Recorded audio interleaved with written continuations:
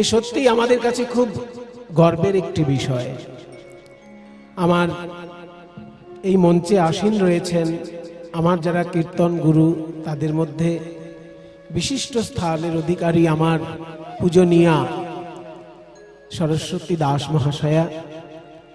আমি ওনাকে পিসিমা বলি এবং আমার কাছ থেকে পিসিমা শুনে হয়তো অনেকে ওনাকে পিসিমা বলছেন। আমার পিসিমা বলার একটা আধ্যাত্মিক কারণ আছে, সেটা হলো আমি যখন কীর্তন শেখা শুরু করি, প্রথমত বাবা আমাকে কোলে বসিয়ে কীর্তন শিখিয়েছিলেন, কিন্তু বাবার শেখানো কীর্তন হচ্ছে একদম আমাদের ঘরোয়া কীর্তন, খুব কঠিন তালের গান বা প্রথাগত যে কীর্তন সেটা বাবা আমাকে সেই সময় শেখাতে পারেননি। কিন্তু আমার মেজদা অনিল ভট্টাচার্য তিনি বলেছিলেন যে শুধু এরকম ঘরোয়া কীর্তন শিখলে পরে কীর্তনের সঠিক রসটা পাওয়া যাবে না, এর জন্য যারা শুদ্ধ কীর্তন জানে তাদের কাছ থেকে শিখতে হবে। তা আমাকে প্রথম কীর্তন শেখাতে আসলেন যামিনী মুখার্জির প্রিয় দোহার নীলমণি দাস মহাশয়। তো সেই নীলমণি দাস মহাশয় যখন প্রথম কীর্তন শেখাতে আসলেন, সেই রকম হাত ছোড়াছড়ি দেখি আমি ভাবলাম এই আবার কি কীর্তন রে বাবা, এইরকম হাত উপরে তুলছে, এরকম হাত সামনে দিচ্ছে, এটা কি জিনিস? আমি ভাবলাম এই আবার কি কীর্তন। তখন উনি বললেন এইগুলোই আসল কীর্তন, তোমরা যেগুলো করো, ওনার ভাষায় উনি যেরকম বলতেন আর কি, যে তোমরা যেগুলো করো ওগুলো জংলা কীর্তন, জংলা, এগুলো হচ্ছে আসল কীর্তন। তো যাই হোক, নীলমণি দাস মহাশয়ের আনুগত্যে আমি প্রথম শিখতে শুরু করলাম মূল কীর্তন গান। তিনি যখন তার ভান্ডার প্রায় সম্পূর্ণ হয়ে এলো, তখন তিনি বললেন আমার কাছে তো আর সব কীর্তন নেই, তুমি অন্যান্য কারোর কাছেও কীর্তন শিখতে পারো। তিনি যখন অনুমতি দিলেন, তখন আমি প্রথম গেলাম বৃন্দাবন বণিক মহাশয়ের কাছে। বৃন্দাবন বণিক মহাশয় হচ্ছেন হরিদাস কর মহাশয়ের প্রিয় দোহার এবং রাধারমণ কর মহাশয়েরও তিনি সঙ্গ লাভ করেছেন। তাই হরিদাস কর মহাশয়ের কাছে যেহেতু আমি নীলমণি দাস মহাশয়ের পরেই গান শিখতে গেলাম, হরিদাস করের শিষ্য বৃন্দাবন বণিক মহাশয়ের কাছে যেহেতু আমি আমার দ্বিতীয় গুরু হিসেবে তার কাছে যখন গান শিখতে গেলাম, তারপরে জানলাম যে বৃন্দাবন বণিক মহাশয়ের গুরু বোন হচ্ছে সরস্বতী দাস মহাশয়। সেই জন্য আমি বৃন্দাবন বণিক মহাশয়কে যেহেতু আগে গুরুস্থানে পেয়েছি, ওনাকে যেহেতু পিতৃস্থানে আগে পেয়েছি, সেই জন্য আমি সরস্বতী পিসিকে পিসি বলে ডাকি। নইলে সরস্বতী পিসিও কিন্তু আমার সম পর্যায়ের গুরু। আমি ওনাকে সরাসরি মা বলছি না এই কারণে, যেহেতু ওনার আগে আমার সঙ্গে বৃন্দাবন বণিক মহাশয়ের পরিচয়টা হয়েছে, সেই জন্য। তা সরস্বতী পিসি আমার, ওই কারণে ওনাকে আমি পিসি বলি, কিন্তু মা বলেই মনে করি। তো তারপরে আরো যার কাছে শিখতে গেলাম তারা হচ্ছেন রবীন্দ্র ভারতী বিশ্ববিদ্যালয়ের শ্রীখোলের অধ্যাপক ছিলেন মনোরঞ্জন ভট্টাচার্য মহাশয় এবং মৃগাঙ্ক শেখর চক্রবর্তী, এনারা ছিলেন রবীন্দ্র ভারতী বিশ্ববিদ্যালয়ের শ্রীখোলের অধ্যাপক। ব্রজরাখাল দাস মহাশয় কিছুদিন এসেছিলেন। ব্রজরাখাল দাস মহাশয় অনেক সঙ্গ করেছেন হরিদাস কর মহাশয়ের। তারপরে মনোরঞ্জন কংস বণিক বলে একজন ছিলেন, তিনিও হরিদাস কর মহাশয়েরই দোহার। তো এইরকম নানান জায়গা থেকে কীর্তন শিখতে শিখতে শেষে আমি সরস্বতী পিসির কাছে এসে পড়লাম। সরস্বতী পিসিও কৃপা করে আমাকে যা শিক্ষা দিয়েছেন আজীবন আমি হৃদয়ে ধরে রাখতে পারব, হৃদয়ে ধরে রাখার চেষ্টা করব। বিশেষ করে ওনার নিজস্ব কিছু কিছু যে কৃপা, যেমন ওই নীলরত্ন একটা গান আছে না, নীলরত্ন কি নবঘন ঘটা, নখিল নখিল নয় সেনা অঙ্গের ছটা। হ্যাঁ, ওইখানে পিসি একটা ছোট্ট কাজ এমন দেখিয়েছিলেন, আমার আজীবন মনে থাকবে। কদম্বের বনে কিয়ে শ্যাম চিকনিয়া গো, এই যে মানে বৃন্দাবন বণিক দেখিয়েছেন এরকম, কদম্বের বনে কিয়ে শ্যাম চিকনিয়া গো। পিসি আমাকে বলছে একটু জুড়ে দিবি, কিরকম? কদম্বের বনে কিয়ে, এটা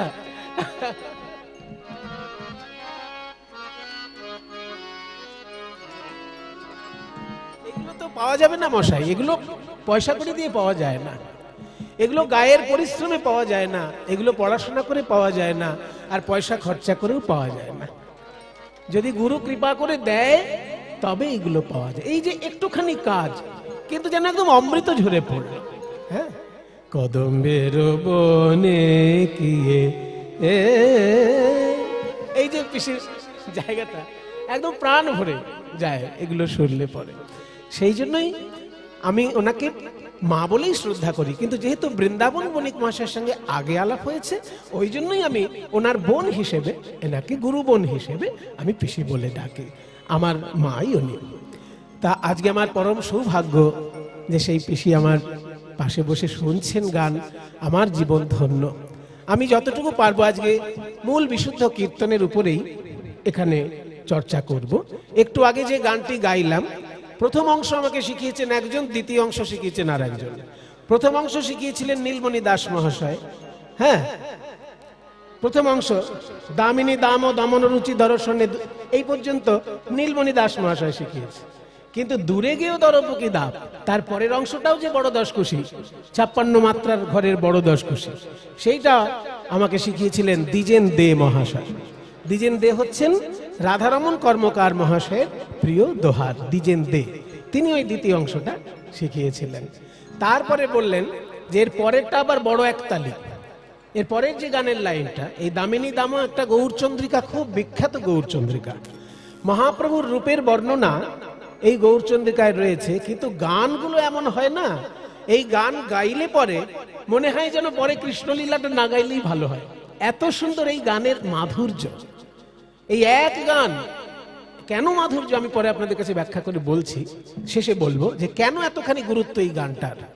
এই গানটি যদি ঠিক ঠিক গাওয়া হয়, সেদিনকে তার আহ্নিকের ফল লাভ হয়। কেউ যদি কোনো কারণে আহ্নিক করতে না পারে, তাহলে আহ্নিক করার যে ফল, সেই ফল প্রাপ্তি হয় এই গানটার জন্য। এই গানটার ভিতরে এতটা কৃপা সঞ্চিত আছে। তাহলে দামিনী দাম দমন রুচি দর্শনে দূরে গিয়ে দরপকি দাপ, প্রথম পংক্তি। গৌরাঙ্গ সুন্দরকে দেখতে কেমন তার বর্ণনা হচ্ছে। দামিনী মানে বিদ্যুৎ, দাম মানে মালা। দামিনী দাম দমন মানে বিদ্যুতের মালার শোভাকে যেন দমন করেছে। কে দমন করেছে? রুচি। এখানে এবার রুচি মানে অঙ্গ শোভা। এখানে রুচি মানে কিন্তু খাবারের রুচি নয়, এখানে রুচি মানে অঙ্গ শোভা।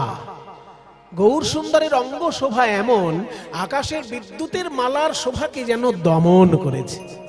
তাই দামিনী দাম দমন রুচি শোভা, সেটা দর্শনে, তাই দেখে দূরে গেও, দূর হয়ে গেল দরপকি দাপ। দরপ মানে এখানে কন্দর্প, অর্থাৎ কামদেব। দেবতাদের মধ্যে সব থেকে সুন্দর হলেন কামদেব। তার যে একটা অহংকার ছিল, দর্প ছিল, সেটা দূর হয়ে গেল ওই গৌর রূপে নয়ন দিয়ে। তাই বাবাজি মহারাজ আখর দিয়েছেন, রামদাস বাবাজি মহারাজ আখর দিয়েছেন, ভেঙে হলো খান খান, ভেঙে হলো খান খান, মদনের পঞ্চবান ভেঙে হলো খান খান, মদনের পঞ্চবান ভেঙে হলো খান খান, মদনের পঞ্চবান হেরে গৌর শতবান। এটার মানে কি আবার? রামদাস বাবাজি মহারাজের আখর, সেই শব্দও বোঝা কঠিন। বলছে হেরি গৌর শতবান। শতবান শব্দের অর্থ হচ্ছে সোনাকে যদি শুদ্ধ করা হয়, একবার শুদ্ধ করলে তাকে বলে এক বান সোনা, দুবার শুদ্ধ করলে তাকে বলে দু বান সোনা, এরকম 100 বার যদি সোনাকে শুদ্ধ করা হয় তাকে বলে শতবান। শতবান কাঞ্চন, তার মানে 100 বার শুদ্ধ করা সোনার যে রূপ, সেই রূপ আমার গৌরাঙ্গের রূপ। তাই দেখে কামদেবের বানগুলো যেন ভেঙে খান খান হয়ে গেল। ভেঙে হলো খান খান, ভেঙে হলো খান খান, মদনের পঞ্চবান ভেঙে হলো খান খান, মদনের পঞ্চবান হেরি গোরা শতবান, মদনের পঞ্চবান হেরি গোরা শতবান, মদনের পঞ্চবান হেরি গোরা শতবান, মদনের পঞ্চবান হেরি গোরা শতবান, ভেঙে হলো খান খান। দামিনী দাম ও দমন রুচি দর্শনে দূরে গিয়ে দরপকি দাপ। অর্থাৎ বিদ্যুতের সঙ্গে গৌরাঙ্গের তুলনা করা গেল না। কারণ বিদ্যুৎ যদি কোথাও চমক দেয়, সঙ্গে সঙ্গে সেইখানে বজ্রাঘাত হয়। কোন প্রাণীর মৃত্যু ঘটতে পারে, গাছপালা থাকলে গাছপালার মৃত্যু ঘটতে পারবে, যে থাকবে তারই মৃত্যু ঘটবে বিদ্যুৎ যদি চমকায়। কিন্তু আমার গৌর বিদ্যুৎ যদি কোনো ভক্তের হৃদয় আকাশে চমক দেয়, সেখানে কি কোনো বজ্রাঘাতের সম্ভাবনা আছে? বরং গর্ব করে বলতে পারি, বজ্রাহত ব্যক্তি যদি গৌর হরির কৃপা পায়, বজ্রাঘাতের কষ্ট থেকে সে মুক্তি লাভ করে। তাই বিদ্যুতের সঙ্গে তুলনা হলো না। তাহলে দ্বিতীয় তুলনীয় বিষয়বস্তু কি? দ্বিতীয় তুলনীয় বিষয়বস্তু হচ্ছে সোন ফুল। গৌরাঙ্গের অঙ্গের যেমন বর্ণ, সোন ফুলেরও ঠিক তেমন বর্ণ। তাহলে সোন ফুলের সঙ্গে তুলনা করে দিই। অমনি নদিয়া নগরী বলে, না রে তাও হবে না। সোন কুসুম তাহে কোন গনিয়ে রে, প্রাতর অরুণ সন্তাপ।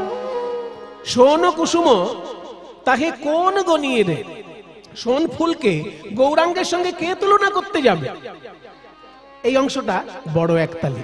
তবে হ্যাঁ, এই বড় একতালির আবার নিয়ম আছে। এই বড় একতালির মজা হচ্ছে এর মুখে মাতান আছে। কিছু কিছু গান থাকে প্রথমেই মাতান, মানে গানটা না হওয়ার, গান হওয়ার আগেই গানের কাটান মাতান হয়ে যাবে। একে বলে মুখে মাতানের গান।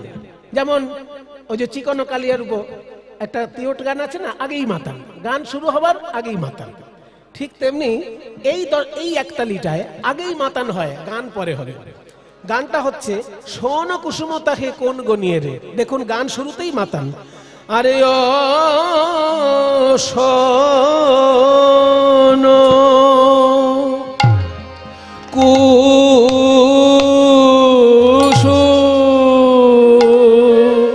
কুসুম তাহে রূপের আগে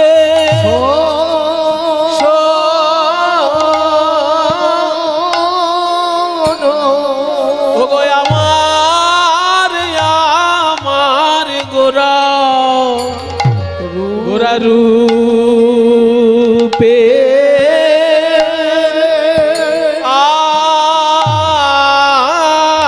আগে আমি সোন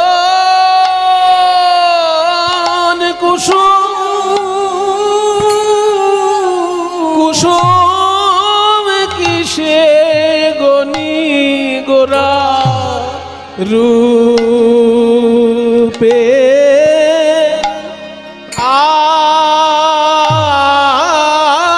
আগে আমি সোন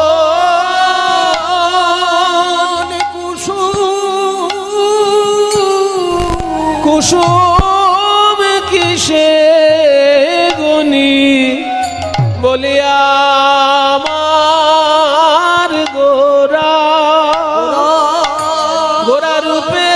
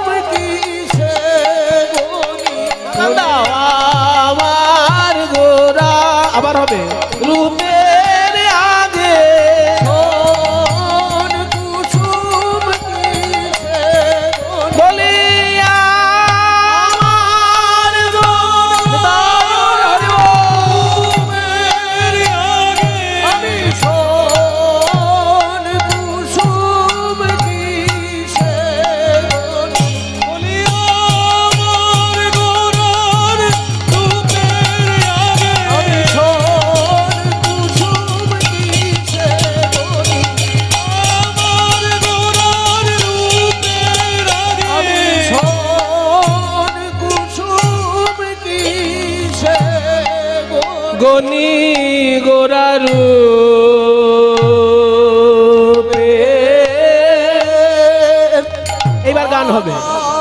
মাতন হয়ে গেল, এইবার গান, এবার মূল গানটা হবে। আরে ও শোনো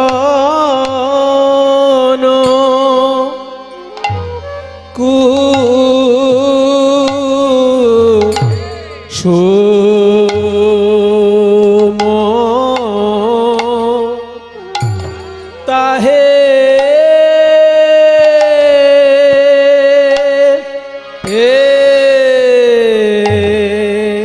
কোন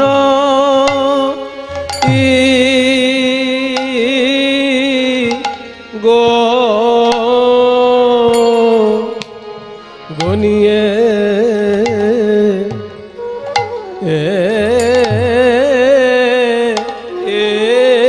রে ও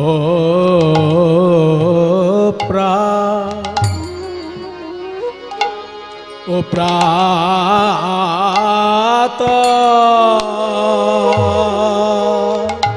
রো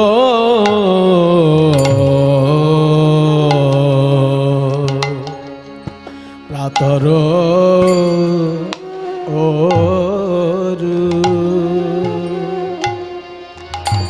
অরুণ সন্তা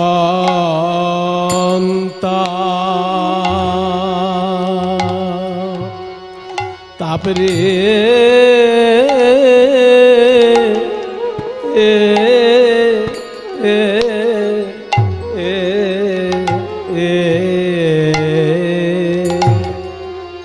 ও প্রাত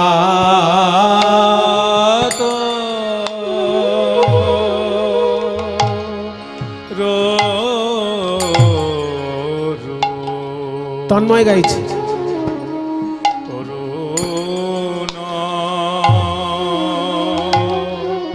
অরুণ সন্তা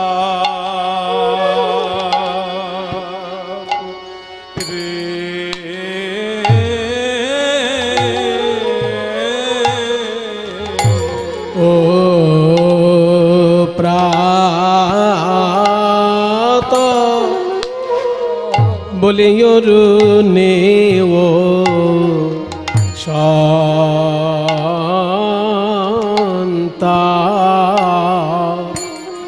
তাপ আছে রে এই যে কোটি চন্দ্র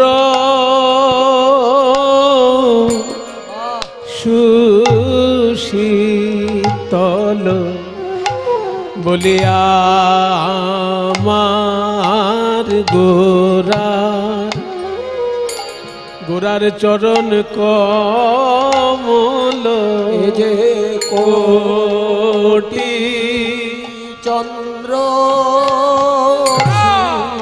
শীতল বলিয়া আমার গোরার চরণ কমল এ যে কোটি চন্দ্র সুশীতল আমার গোরার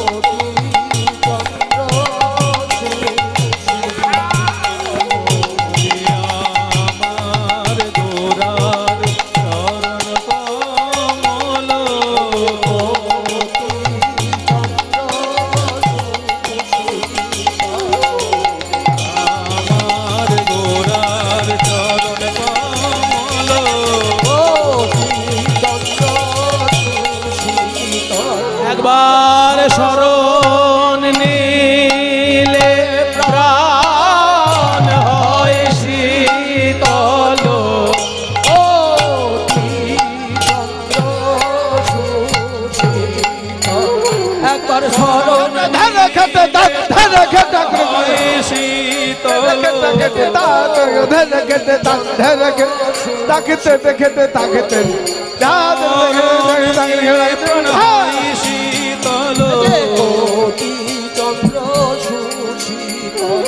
চরণ নীলে প্রাণ হয় শীতল, চন্দ্র সুশীতল, চরণ নীলে প্রাণ হয় শীতল, গৌর হরি বল।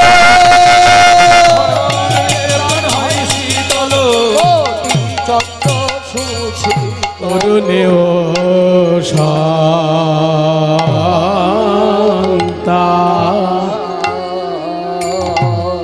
তাপ আছে রে প্রাতর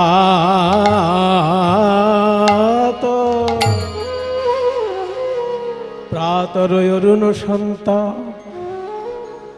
তাহলে প্রথমে বিদ্যুতের সঙ্গে তুলনা হলো না, বিদ্যুৎ বাতিল, কারণ বিদ্যুৎ যেখানে চমকায় সেখানে বজ্রাঘাত হয়।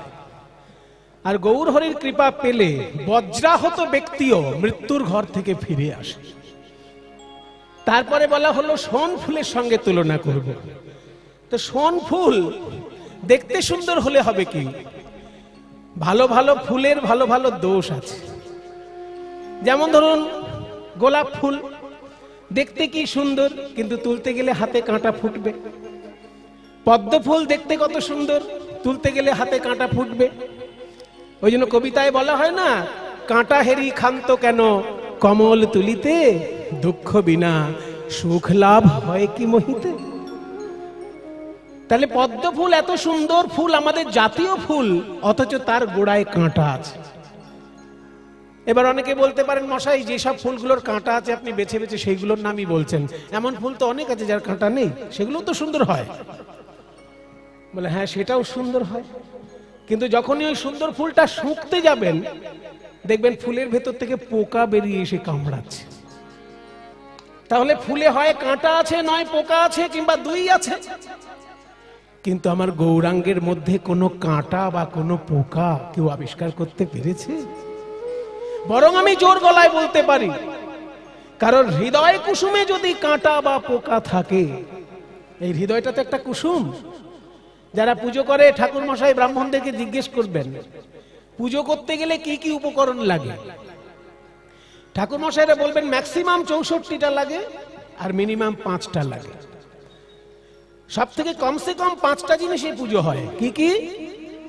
গন্ধ, পুষ্প, ধূপ, দীপ, নৈবেদ্য। গন্ধ, পুষ্প, ধূপ, দীপ, নৈবেদ্য। তার মধ্যে 5টা জিনিসের মধ্যে যদি কিছুই না পাওয়া যায়, একটা ফুল পেলেই পুজো হয়। কারণ ফুলে গন্ধ আছে, ফুল নিজেই পুষ্প, আবার ফুলের ভিতর যে মধু আছে ওইটা তখন নৈবেদ্যর কাজ হয়ে যায়। কিন্তু হাতের কাছে যদি ফুল না থাকে তখন কি পুজো হবে না? আমাদের শাস্ত্র বলছে পুজো তখনও হবে, তখন চিত্তং প্রকল্পয়েত পুষ্পম প্রাণহা ধূপং প্রকল্পয়েত। নিজ নিজ চিত্তটাকে তখন ফুল মনে করে তোমার আরাধ্য দেবতার চরণ চিন্তা করবে, মন কুসুমেই পুজো হয়ে যাবে। তাহলে মন কুসুম যদি ঈশ্বরের চরণে দিতে হয়, সেই মন ফুলে যদি কাঁটা থাকে আর পোকা থাকে, সেই মন ফুল কি ভগবানকে দেওয়া যায়? যায় না। ওই জন্য হা গৌর প্রাণ গৌর বলে কাঁদতে পারলে মন কুসুম থেকে 5টি কাঁটা আর 6টি পোকা দূর হয়ে যায়। এই মন রূপী ফুলে 5টি কাঁটা কি কি? ভক্তি শাস্ত্র বলছে, জাতি বিদ্যা মহত্বঞ্চ রূপ যৌবনমেব চ যত্নেন পরিবর্জয়েত ভক্তেস্তু পঞ্চকণ্টকা। ভক্তি জগতে 5টি কাঁটা, 5 রকমের অহংকার, জাতি বিদ্যা মহত্ব রূপ যৌবন। আর 6টি পোকা কি কি? কাম, ক্রোধ, লোভ, মোহ, মদ, মাৎসর্য। তাই হা গৌর বলে কাঁদলে পরে মন কুসুম থেকে কীট আর কণ্টক দূর হয়ে যায়। আর সেই গৌরাঙ্গ সুন্দরের সঙ্গে তুই ফুলের তুলনা করবি? ফুলেরও তুলনা হলো না। বলে তাহলে সূর্যের সঙ্গে তুলনা করি? বলছে সূর্যের সঙ্গে তুলনা করতে গেলে দেখা যাচ্ছে সূর্যের ভয়ঙ্কর তাপ, সেই তাপে মানুষের সানস্ট্রোক হয়ে যায়, মানুষের মৃত্যু পর্যন্ত ঘটে যেতে পারে সূর্যের তাপে। তাই সূর্যের সঙ্গেও তুলনা হলো না। বলে এবার তাহলে কিসের সঙ্গে তুলনা করব? বলে সূর্য আলো দেয়, তার সঙ্গে তাপও দেয়, সেই জন্য তুলনা হলো না। কিন্তু আকাশে তো আরো একজন আছে যে আলো দেয় কিন্তু তাপ দেয় না, সেই চাঁদের সঙ্গে তুলনা করে দিই। যেই বলেছে চাঁদের সঙ্গে তুলনা করব, অমনি নদিয়া নগরী বলে তাও মেলে না। ওগো আমার গোরা রূপের, আমার গোরা রূপের, গৌরাঙ্গ রূপের যাও বলি হারি সজনী রে গোরা রূপে, আমার আমার আমার প্রাণ গোরা গোরা রূপে রূপের বলিহারি যাই রে গোরা রূপের বলিহারি যাই রে, বর্ণনা হয় না বলিহারি যাই রে বর্ণনা হয় না বলিহারি যাই রে, বর্ণনা হয় না গোরা রূপের বর্ণনা হয় আমার গোরা রূপের বর্ণনা হয় না গোরা রূপের বর্ণনা হয় না। আহারে আহামরি রে রে আহামরি রূপের বর্ণনা হয় না গোরা রূপের বর্ণনা হয় না গোরা রূপের বর্ণনা হয় না বলিহারি বলিহারি যাই রে, আমার গোরা রূপে গোরা রূপের গৌরাঙ্গ রূপে যাও বলি হারি সজনী রে হেরি সুধা করো হেরি সুধা করো, দেখো মুরছি চরণ তলে হেরি সুধা করো, মুরছি চরণ তলে পড়ু দশ নখ রূপ ধরি সজনী রে পড়ু দশ আকাশের চাঁদ, আকাশের চাঁদ খবর পেল যে গৌরাঙ্গ চাঁদ নামে একটা নতুন চাঁদ এসেছে নবদ্বীপের সৌভাগ্য আকাশে।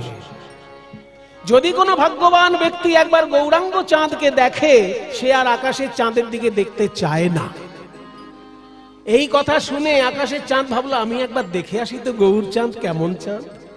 ও মা, যেই গৌর পানে নয়ন দিয়েছে আকাশের চাঁদ, দেখে কি আমি তো নিষ্কলঙ্ক চাঁদ, আমি তো কলঙ্কিত চাঁদ, কিন্তু ওই গৌর চাঁদ তো নিষ্কলঙ্ক। আমার সারা গায়ে কালো কালো ছোপ ছোপ দাগ আছে, কিন্তু আমার গৌর সুন্দর তো নিষ্কলঙ্ক চাঁদ। তারপর আমি তো অসম্পূর্ণ চাঁদ, আর আমার গৌরাঙ্গ তো 16 কলায় পরিপূর্ণ। আমি তো দিন রাত উদিত হতে পারি না, আর আমার গৌর সুন্দর তো দিন রাত একভাবে শোভা প্রকাশ করছে। তাই যদি গৌরাঙ্গ চাঁদকে কেউ একবার দেখে ফেলে, সে আমার দিকে আর চাইবে না। আকাশের চাঁদ মনে মনে চিন্তা করলো, আমি আর বেঁচে থাকতে চাই না, আমি আত্মহত্যা করতে চাই। এই ভেবে আকাশের চাঁদ আকাশ থেকে পৃথিবীতে লাফ দিয়ে পড়লো, আর 10টা টুকরো হয়ে গিয়ে যেন 10টা নখ রূপে গৌরাঙ্গের চরণে সে আশ্রয় নিল। পড়ু 10 নখ রূপ ধরি, পড়ু 10 নখ রূপ ধরি সজনী রে পড়ু দশ বলে আমায় চরণ ছাড়া করো না, চরণ ছাড়া করো না হে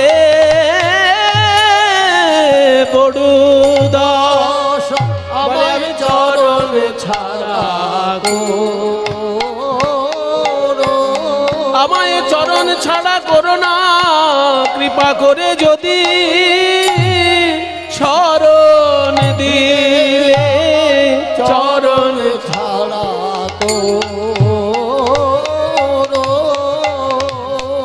করো না কৃপা করে যদি শরণ দিলে বলিও হে প্রাণের গৌর হরি হে কৃপা করে শরণ দিলে ও হে প্রাণের গৌর হরি হে কৃপা করে শরণ দিলে আমায় চরণ ছাড়া করো না চরণ ছাড়া করো না হে পড়ুদাস না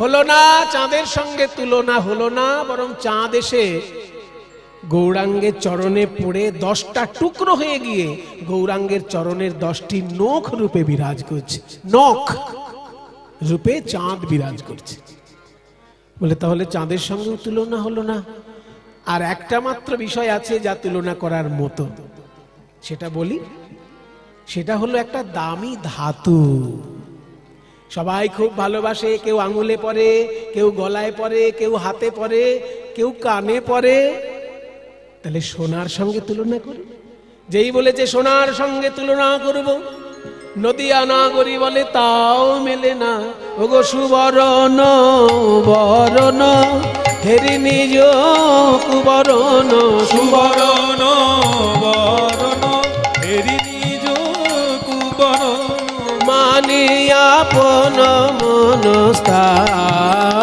সজনী রে মানিয়া আপন মনস্তাপে সজনী রে সোনা একবার নিজের দিকে দেখে আর একবার গৌরাঙ্গের দিকে দেখে সোনা মনে মনে ভাবছে যদি কেউ গৌরাঙ্গ সুন্দরকে একবার অলংকার করে সে তো আর আমার দিকে ঘুরেও তাকাবে না তাই শ্যাকরা তুমি আমাকে পুড়িয়ে ছাই করে দাও শ্যাকরা লোকে বলে শ্যাকরা সোনা পুড়ায় কিন্তু পদকর্তা বলছে না না সোনাই আগুনে ঝাঁপ দিচ্ছে লজ্জা পেয়ে গৌরাঙ্গের সঙ্গে তুলনা হলো না বলে তাই নিজ তনু যারে ভসম সম গণইতে নিজ তনু জারি ভসম সম করইতে পৈঠল অনল সন্তাপে বলি রে পৈঠল এইগুলো দ্বিজেন বাবুর শেখানো এই যে নিচের দিকে ছোট দাস পৈঠল অনল সন্তাপে সজনী রে পৈঠল সোনা বলে আমার মুখ কেউ দেখো কেউ দেখো না গো পৈঠল আমার মুখ কেউ দেখো আমার মুখ কেউ দেখো না কেন জানো গোরা রূপের সনে আমার তুলনা হয় না আমার মুখ কেউ দেখো আমার মুখ কেউ দেখো না গোরা রূপের সনে আমার তুলনা হয় না তাই আমি আগুনেতে ঝাঁপ দিলাম গোরা রূপের সনে আমার তুলনা হয় না তাই আমি আগুনেতে ঝাঁপ দিলাম এর সনে তুলনা হয় না আমার মুখ কেউ দেখো কেউ দেখো না গো পৈঠাল আনালো সন্তাপে।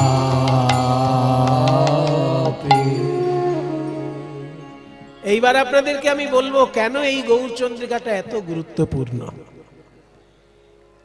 এই পদটি যিনি লিখেছিলেন তিনি হচ্ছেন ভক্ত রঘুনন্দনের বংশধর জগদানন্দ ঠাকুর।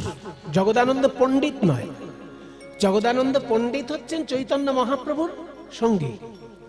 জগদানন্দ পণ্ডিত যিনি, তিনি মহাপ্রভুর পার্ষদ, চৈতন্যদেবের পার্ষদ। আর এই পদের লেখক যিনি, তিনি হচ্ছেন জগদানন্দ ঠাকুর। তিনি ভক্ত রঘুনন্দনের বংশধর। কোনো একটা সময়ে তিনি শ্রীখণ্ড গ্রাম ত্যাগ করে ওই অজয় নদীর তীরে জোপলাই গ্রামে নিজের শ্রীপাঠ প্রতিষ্ঠা করেছিলেন। তো এই জগদানন্দ ঠাকুর এত সুন্দর কবিতা লিখতেন, সে মানে খুব সুন্দর। ওনার যা পাওয়া যায় রচনা, যেটা ক দিয়ে লিখবেন শুধু ক দিয়েই লিখে যাবেন, যেটা খ দিয়ে লিখবেন শুধু খ দিয়েই লিখে যাবেন, যেটা গ দিয়ে লিখবেন গ দিয়েই লিখে যাবেন, এইরকম পাণ্ডিত্য ছিল ওনার ভেতরে। এই পদটা শুরুতেও তো সেই রকম, দেখুন উদাহরণ, দামিনী দাম ও দমন রুচি দর্শনে দূরে গিয়ে দরপকি দাপ, সবগুলো শব্দ দ দিয়ে শুরু, একে বলে অনুপ্রাস অলঙ্কার। তো এত সুন্দর পাণ্ডিত্য ছিল ওনার, খুব ভালো কবিতা লিখতেন। তা একদিন বৈষ্ণব সমাজ বললেন যে আপনি গাছপালা নিয়ে, লতা পাতা নিয়ে, নদী নিয়ে কবিতা লেখেন, এত সুন্দর, তুলনা হয় না, কিন্তু আপনি ভক্ত রঘুনন্দনের বংশধর, আর রঘুনন্দন হচ্ছেন এমন যিনি চৈতন্য মহাপ্রভুর কোলে উঠে নৃত্য করেছেন। ভক্ত রঘুনন্দন গোপীনাথের সেবা করেছিলেন শ্রীখণ্ড গ্রামে, মানে গোপীনাথকে নাড়ু খাইয়েছিলেন সরাসরি। আর সেই কথা যখন চৈতন্যদেব শুনলেন, ছোট্ট রঘুনন্দনকে কোলে করে তিনি নৃত্য করেছেন পুরীধামে। সকলের গলায় মালা দেবার আগে ওই বাচ্চা ছেলেটার গলায় তিনি মালা দিয়েছিলেন মহাপ্রভু, এত বড় সম্মান। তো সেই বংশে আপনি জন্ম নিয়েছেন, একটু গৌরাঙ্গ নিয়ে ভালো করে কবিতা লিখবেন না, শুধু গাছপালা নদী নালা নিয়ে লিখছেন। তখন জগদানন্দ ঠাকুর বলেছিলেন, দেখুন আমি ভক্ত রঘুনন্দনের বংশধর হতে পারি, কিন্তু আমি তো ভক্ত রঘুনন্দন নই। ভক্ত রঘুনন্দন মহাপ্রভুকে দর্শন করেছেন, আমি তো মহাপ্রভুকে কোনোদিন দর্শন করিনি। আমি গাছপালা নদী নালা দেখতে পাই, তাই সেগুলো নিয়ে কবিতা লিখি। মহাপ্রভুকে তো দেখতে পাইনি, তাকে নিয়ে আমি লিখবো কি করে? তখন বৈষ্ণব সমাজ আশীর্বাদ করলেন যে আমরা সবাই মিলে আপনাকে আশীর্বাদ করছি, আপনি একটু ভালো করে ধ্যানে বসুন, আপনি গৌর সুন্দরকে যেমন দেখবেন হৃদয়ে তেমন লিখবেন। তখন জগদানন্দ ঠাকুর ধ্যানে ডুবলেন, হা গৌর প্রাণ গৌর বলে। ধ্যানের মধ্যে দেখতে পেলেন গৌরাঙ্গ মহাপ্রভুর অপূর্ব রূপ মাধুরী। আর সেই রূপ মাধুরীর হৃদয়ে দর্শন করার পর এত সুন্দর পদাবলী তার হাত থেকে বেরিয়ে এলো। এই সেই পদ যে মহাপ্রভুকে হৃদয়ে দর্শন করে তারপর যখন তিনি ধ্যান ভাঙল, তার এই সুন্দর পদটি আমাদেরকে উপহার দিলেন। তাই জন্য এই পদটার মধ্যে এত গুরুত্ব রয়েছে বৈষ্ণব জগতে, এতটা মূল্যবান এই পদ। যদি কোনোদিন কারোর আহ্নিক ভুল হয়ে যায়, যদি সে আহ্নিকে বসতে না পারে, এই পদটি স্মরণ করলে আহ্নিকের ফল তার লাভ হয়। এটা দ্বিজেন দে মহাশয় আমাকে বলেছিলেন। তা বলছে পাঁচটা জিনিসের সঙ্গে তুলনা করতে গেলাম, একটাও মিলল না। বিদ্যুৎ, সোনফুল, সূর্য, চন্দ্র এবং সোনা, কোনোটার সঙ্গে তুলনা মিলল না। পাঁচটার সঙ্গে যখন মিলল না, 5000-এর তুলনাও মিলবে না। তা কেন তুলনা মিলছে না বলতো? নদিয়া নাগরী বলছে, শোন, আমরা যে জিনিসগুলো দেখতে পাই এগুলো বিধাতার সৃষ্টি, আর আমার গৌরাঙ্গ মহাপ্রভুর সমান অনুভব বিধাতারও নেই। তাহলে বিধাতা কি করে আরেকটি গৌর তৈরি করবে? গৌর রূপ তো স্বয়ং প্রকাশিত, বিধাতার ক্ষমতা নেই গৌরাঙ্গকে তৈরি করার। কারণ গৌরাঙ্গের সমান বা গৌরাঙ্গের থেকে অধিক অনুভব শক্তি বিধাতার তো নেই। যা সম অধিক বিধিক নাহি অনুভবী, যা সম অধিক বিহিক নাহি অনুভবী, তাই তুলনা দিবার নাহি ঠোর। সজনী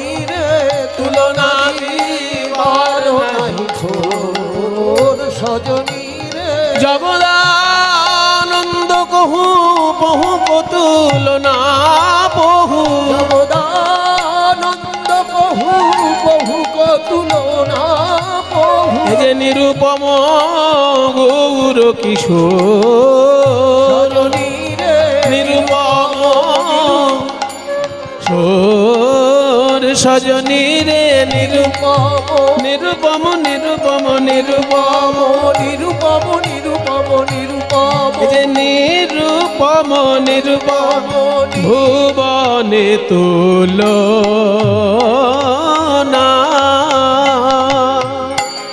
তুলনা নাই রে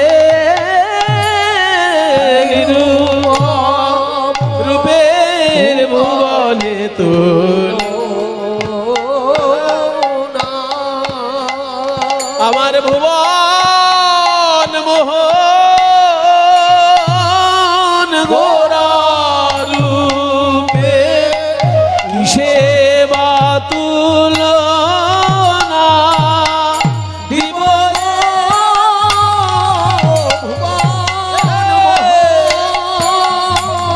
গোরা বলো বলো কিসে বা তুলনা দিব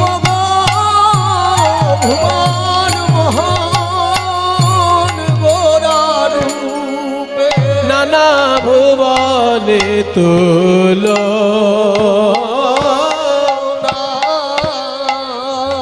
ভুবনে তুলনা নাই নিরূপম গৌর কিশোর রে আমার গৌর কিশোর রে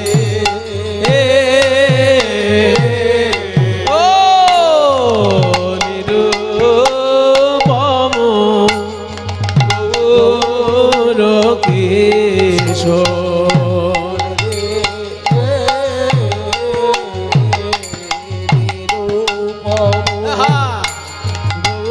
গৌর কিশোর রে ও নিরূপম গৌর কিশোর রে ও নিরূপম গৌর কিশোর রে ও নিরূপম গৌর কিশোর রে নিরূপম গৌর কিশোর রে নিরূপম গৌর কিশোর রে নিরূপম গৌর থে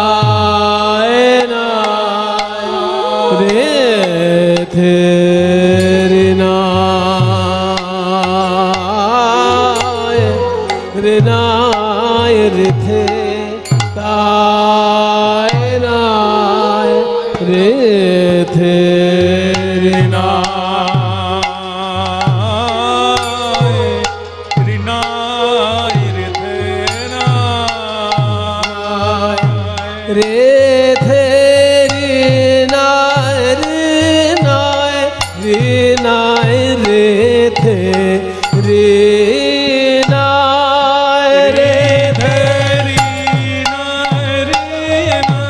রে ধে রে ধে রে নায় রে নায় রে নায়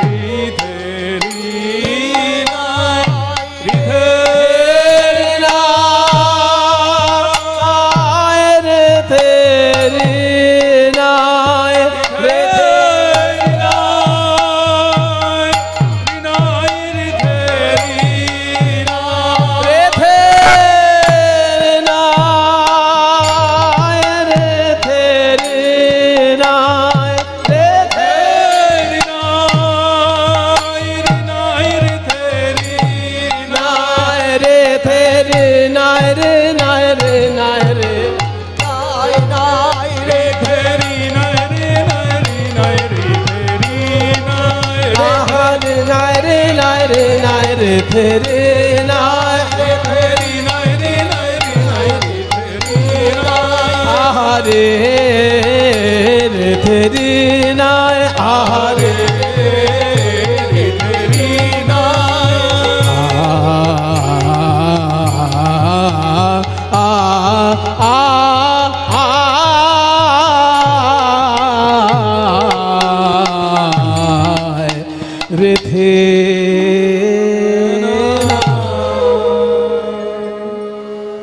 জয়নিতাই। এই অঙ্গগুলো এখনকার দিনে একেবারে অপ্রচলিত হয়ে গেছে, তবু আজকে আমার পিসি রয়েছেন এবং ডাক্তারবাবু বাসুদেব মণ্ডল মহাশয়, বিশুদ্ধ কীর্তনের অনুরাগী মানুষ, সরকারের কাছে সহযোগিতা নিয়ে যে এত সুন্দর একটা অনুষ্ঠান তো নয়, অনুষ্ঠান তো সারা দেশে হচ্ছে, কিন্তু গবেষণামূলক কীর্তন গান নিয়ে যে গভীর চিন্তামূলক এবং কীর্তন গান নিয়ে ঐতিহাসিক ভাবনামূলক এইরকম অনুষ্ঠান আমি সারা বাংলায় কোথাও দেখতে পাই না। শুধু ওনার এই অনুষ্ঠানে 10 বছর আগে একবার হয়তো এসেছিলাম, কৃষ্ণনগরে হয়েছিল, প্রতি বছরই হচ্ছে, কিন্তু আমার প্রত্যেকবার হয়তো আসা সম্ভব হয়ে ওঠে না। এইবারে আবার আসতে পেরেছি ভারত সরকারের সহযোগিতায় এবং ডাক্তারবাবুর প্রচেষ্টায় এই অনুষ্ঠানে আমার আসা সম্ভব হলো। এখানে যেটা হচ্ছে শুধু কীর্তন গানের অনুষ্ঠান হচ্ছে না, কীর্তনের ইতিহাস, কীর্তনের ভূগোল, কীর্তনের বিজ্ঞান, কীর্তনের অঙ্ক, কীর্তনের হিসাব এবং কীর্তনের রসশাস্ত্র, কীর্তনের দার্শনিক দিক, সমস্ত দিকটা এখানে সমানভাবে গুরুত্ব সহকারে আলোচনা করা হচ্ছে, যে জিনিসটা সারা বাংলায় বিভিন্ন গ্রামে খুব প্রয়োজন। তা না হলে কীর্তনের অত্যন্ত দুর্দশা আমরা চারিদিকে দেখতে পাচ্ছি। ডাক্তারবাবু বোধহয় কিছু বলবেন, কিছু বলবেন আপনি? আচ্ছা আচ্ছা, তো সেই জন্য আমার খুব আনন্দ লাগছে যে এখানে আমাদের ছোট ছোট ভাইরাও যেমন বিভিন্ন দিক থেকে কীর্তন নিয়ে আলোচনা করছে, গান গাইছে, আমাদেরকেও ডেকেছেন ডাক্তারবাবু, সরস্বতী পিসি আশীর্বাদ করেছেন, সেই জন্য আজকে আমরা এত শিক্ষা দিতে পাচ্ছি।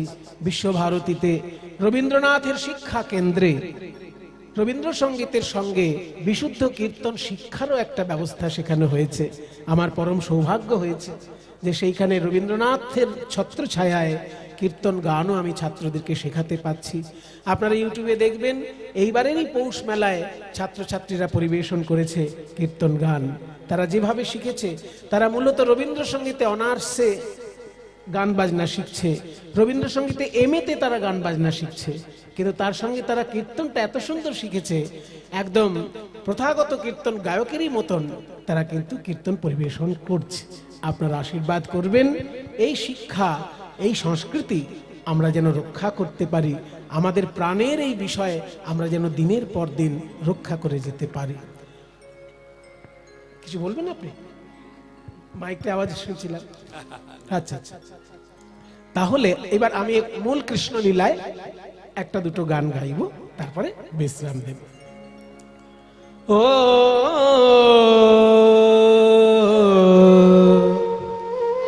দেখুন, কীর্তন যে শুধু তালের প্রাধান্যতা নয়, এবার দেখো রাগের প্রাধান্য।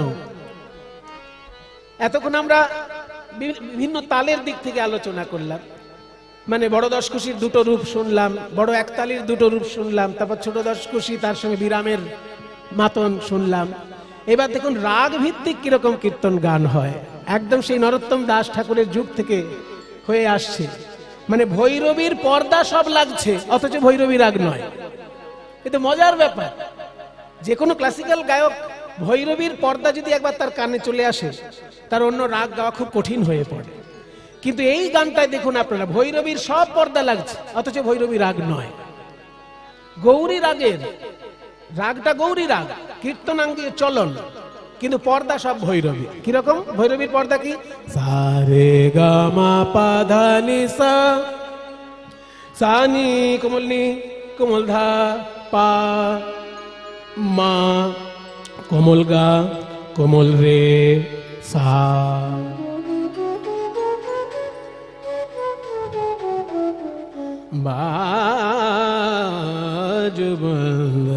খুলে খুলে যায়, এই হলেই ভৈরবী হয়ে যায়।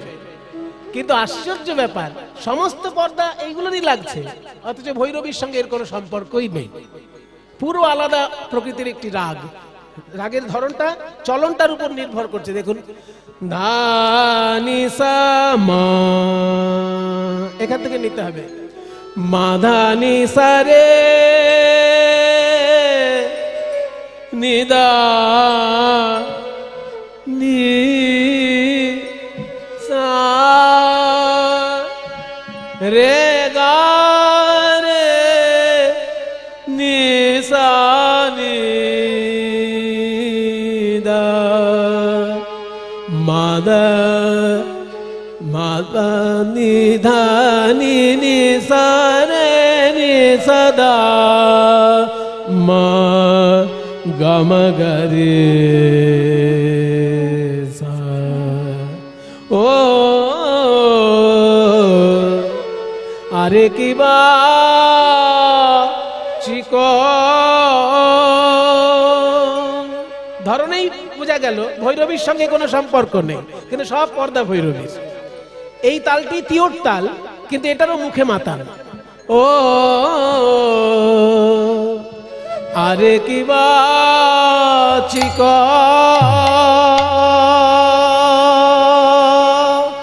ও আরে কি বা চিক, ও দাগ দাগ হেনে তাখেটা, দাগ দাগ হেনে তাখে, দাগ দাগ হেনে তাখেটা তেরে খেটা। ও আরে কি বা চিক, ও আরে কি বা চিক, ও আরে কি বা চিক, ও আরে কি বা চিক, তেরে ঘেনে নাগ, তেরে ঘেনে নাগ, তেরে ঘেনে, ও আরে কি বা চিক,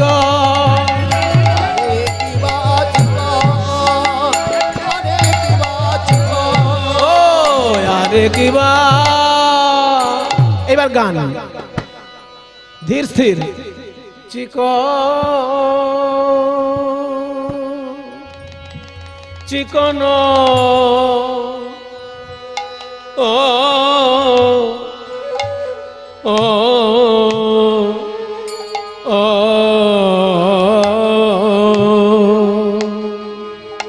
চিকন কালি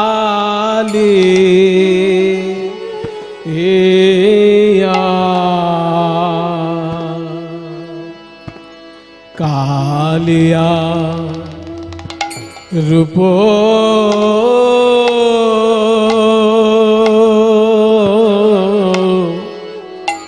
ও আমার মর মেলা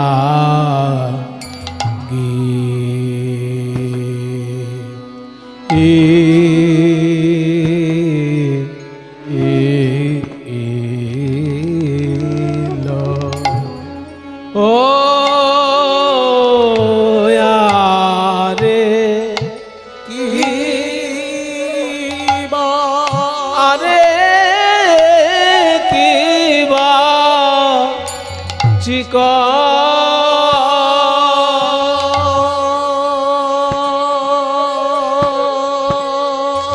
চিকন ও ও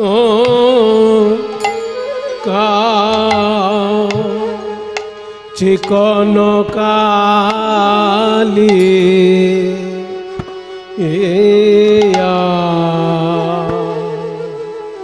কালিয়া হরি বল রূপ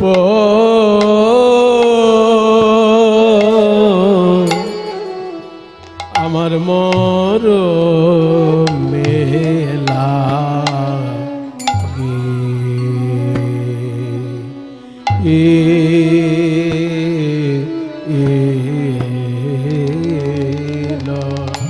ও আরে কিবা আরে কিবা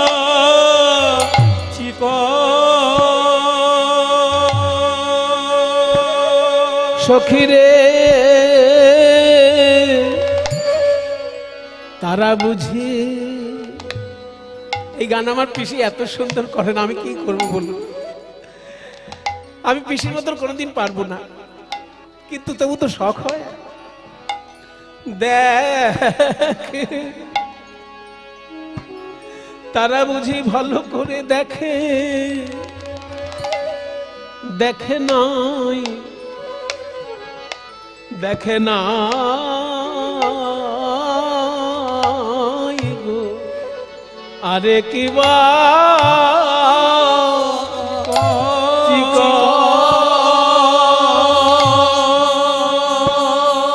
সখীরে তারা বুঝি হরি বল তারা বুঝি ভালো করে দেখে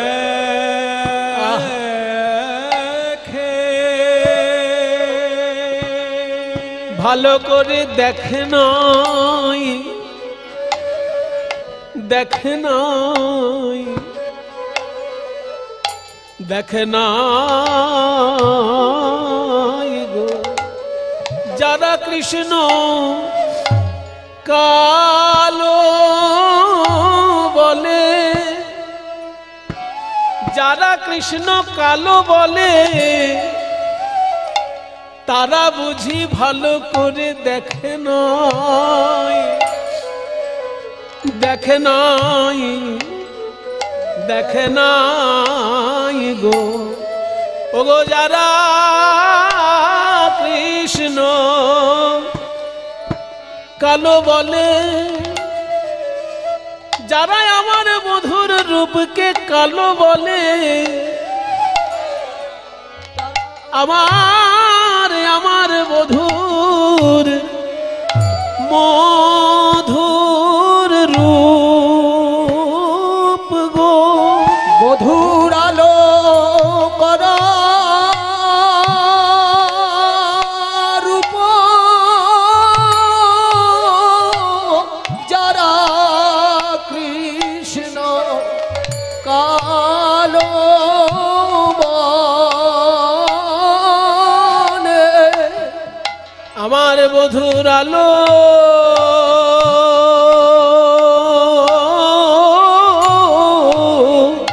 আলো করা আমার মধুর আলো করা রূপ গো যারা কৃষ্ণ কালো বলে, আমার মধুর আলো করা রূপ গো যারা কালো বলে, যারা কৃষ্ণ কালো বলে মধুরে আলো করা রূপ গো কৃষ্ণ কৃষ্ণ কালো বলে, মধুর আলো করা রূপ আলো বলে, তারা বুঝি ভালো করে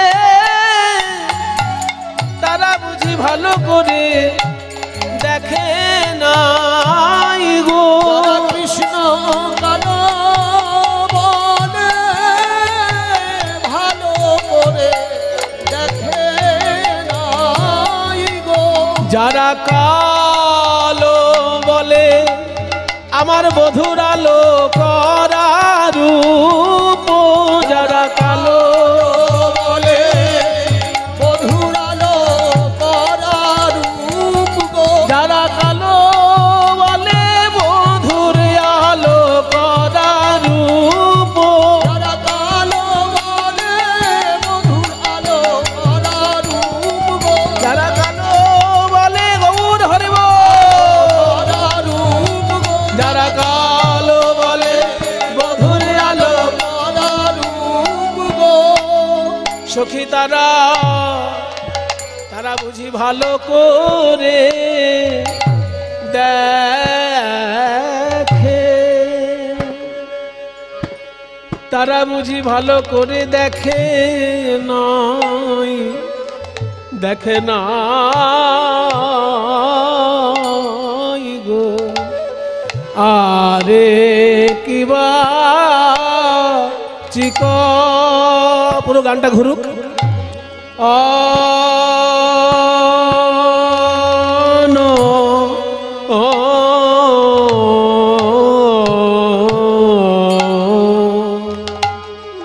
চিকন কালিয়া কালিয়া রূপ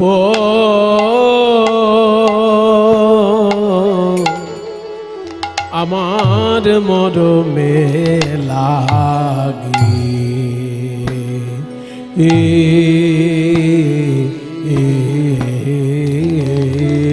এবার পরের অংশ। ও ধরনে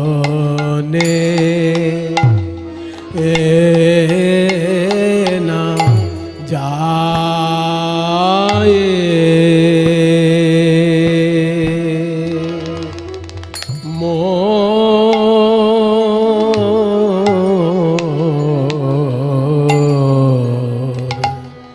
না যায় মোর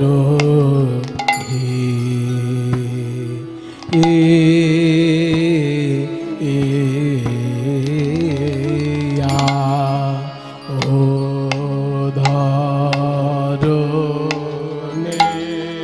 আমি আর তো ধৈরাজ ধরতে নারী রূপে নয় দিয়ে আর তো ধৈরাজ ধরতে নারী রূপে নয় দিয়ে আর তো ধৈরাজ ধরতে নারী, মধুর রূপে নয়ন দিয়ে আর তো ভৈরবীর কোনো সংস্পর্শ নেই, রূপে নয়ন দিয়ে আর তো ধৈরাজ ধরতে নারী, রূপে নয়ন দিয়ে আর তো ধৈরাজ ধরতে নারী, রূপে নয়ন দিয়ে আর তো ধৈরাজ ধরতে নারী। ও ধরনে না যায়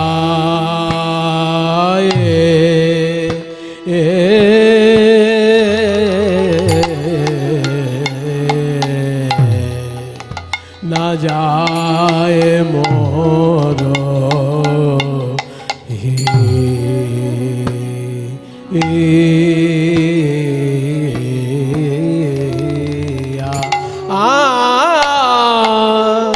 আরে কি বা আরে কি বা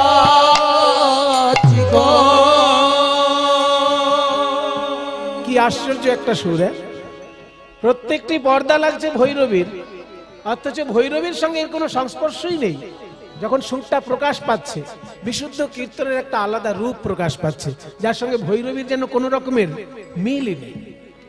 এটাই কীর্তন গানের নিজস্বতার একটা বৈশিষ্ট্য, যেটা কীর্তনাঙ্গ গৌরী রাগ, সব পর্দা ভৈরবীর, অথচ ভৈরবীর কিচ্ছু খুঁজে পাওয়া যাবে না এর মধ্যে। কত চাঁদনি গাড়ি আসতে মধুর মুখখানি, আসতে ধীরে ধীরে, কত চাঁদনি গাড়িয়া মধুর মুখখানি মাঝি আছে গো, কত চাঁদনি গাড়িয়া মধুর মুখখানি মাঝি আছে গো, কত চাঁদ মধুর মুখখানি মাঝি আছে, কত চাঁদ মধুর মুখখানি মাঝি আছে, কত চাঁদ মধুর মুখখানি মাঝি আছে, কত চাঁদনি গাড়িয়া মধুর মুখখানি মাঝে আছে গো, কত চাঁদ মধুর মুখখানি মাঝি আছে, কত চাঁদ মধুর মুখ কোটি চাঁদের সুধা নিঙাড়িয়া মধুর মুখ, কোটি চাঁদের সুধা নিঙাড়িয়া মধুর মুখখানি চাঁদের সুধা নিঙাড়িয়া মধুর মুখখানি মাঝি আছে, কত চাঁদনি গাড়িয়া মধুর মুখখানি মাঝে আছে গো, না জানি তায়ে কত সুধা দিয়া, কত সুধা দিয়া প্রাণ সজনী রে, না জানি আরে কোন বা বিধি গো রে, একই রাগ বজায় রেখে গড়েছিল গো, না জানি সখিরে কোন বা বিধি গো ও রে, ওগো নিরজনে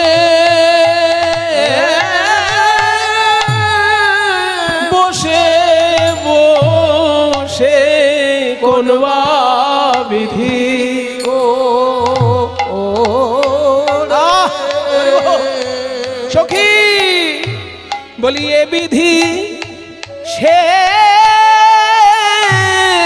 বিধি নয় গো, কোন বা বিধি গো ও রে, না না না এ বিধি সে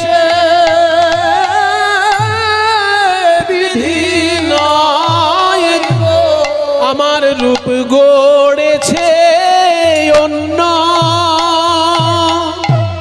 অন্য বিধি, বলি এ বিধি সে বিধি নয় গো, মধুর রূপ গড়েছে অন্য বিধি, বলি এ বিধি সে বিধি নয় গো, জানে না কোন বা বিধি গো রে, গড়েছিল গো না জানি তাই কত সুধা দিয়া, কত সুধা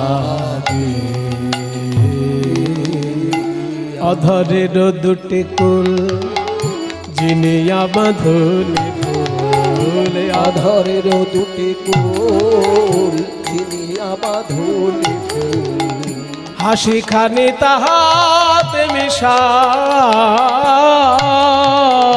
হাসি খানি তাহাতে মিশায়, বিনোমেঘের করে বিজুরি প্রকাশ করে, নবীন মেঘের করে বিজুরি প্রকাশ করে, নবীন মেঘে আস্তে আস্তে নবীন মেঘে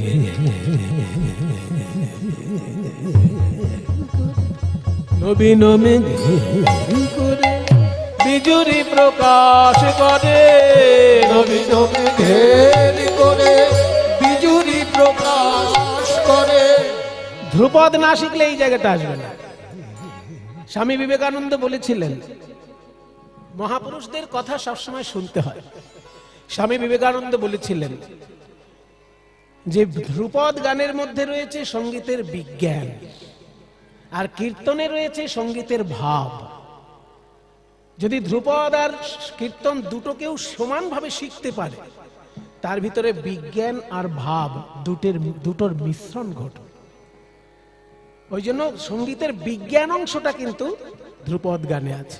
আর গরানহাটি কীর্তনের সঙ্গে ধ্রুপদ গানের একটা গভীর সম্পর্ক আছে। কারণ ধ্রুপদ গানে যেমন 4 আবর্তন ধরে গান হয়, ধ্রুপদ গানের যে রূপ যদি কেউ জানেন দেখবেন 2 আবর্তন বা 4 আবর্তনের গানের রূপ হয়, তেমনি কীর্তন গানেও এক একটা তাল 3 আবর্তন বা 4 আবর্তন বা 6 আবর্তনের রূপ আছে। ওই জন্য ধ্রুপদের সঙ্গে খুব গভীর মিল কীর্তনের। এই যে গমকের কাজ, এটা ধ্রুপদের শিক্ষা থাকলে তবে পরিষ্কার হবে। নবীন মেঘে নবীন মেঘে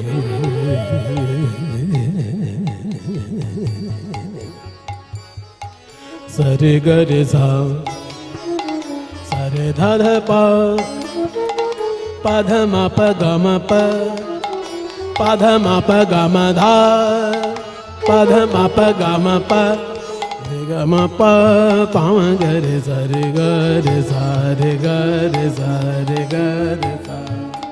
নবীন মেঘে করে বিজুরি প্রকাশ করে নবীন মেঘের করে সখী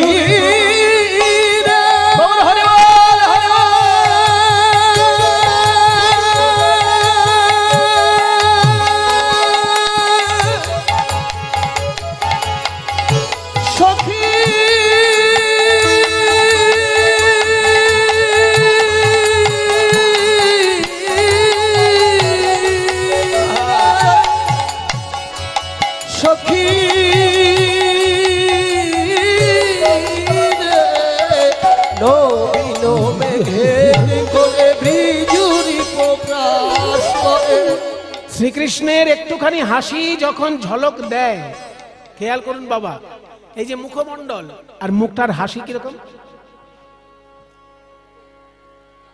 এই যে মুখের মধ্যে একটা হাসির ঝলক দিল, মনে হচ্ছে কালো মেঘ থেকে যেন বিদ্যুৎ প্রকাশ হলো। নবীন মেঘের করে বিজুরি প্রকাশ করে নবীন মেঘের করে বিজুরি প্রকাশ করে। আমার জাতিকুল মজাইন তাই, জাতিকুল মজাইন তাই, জাতিকুল মজাইন জাতিকুল মজাইন। আহা যুগ সন্ধান কামের কামান বান, গুরু যুগ সন্ধান কামের কামান, গুরু যুগ সন্ধান কামের কামান, গুরু যুগ সন্ধান কামের কামান। হিঙ্গুলে মণ্ডিত দুটি আখি, হিঙ্গুলে মণ্ডিত দুটি আখি, হিঙ্গুলে মণ্ডিত দুটি আখি, হিঙ্গুলে মণ্ডিত দুটি আখি। আরে অরুণ নয়ন কোণে একবার চাইয়াছিল আমা পানে, অরুণ নয়ন কোণে চাইয়াছিল আমা পানে। এবার অরুণ নয়ন একবার অরুণ নয়ন কোণে চাইয়াছিল আমা পানে, অরুণ নয়ন কোণে চাইয়াছিল আমা পানে। সেই হইতে শ্যামরূপ দেখি, সেই হইতে শ্যামরূপ দেখি, সেই হইতে শ্যামরূপ দেখি,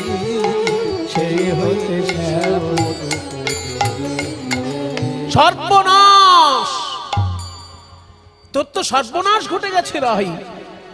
কোন সেই কুক্ষণ যখন থেকে তোর এই সর্বনাশ ঘটেছে?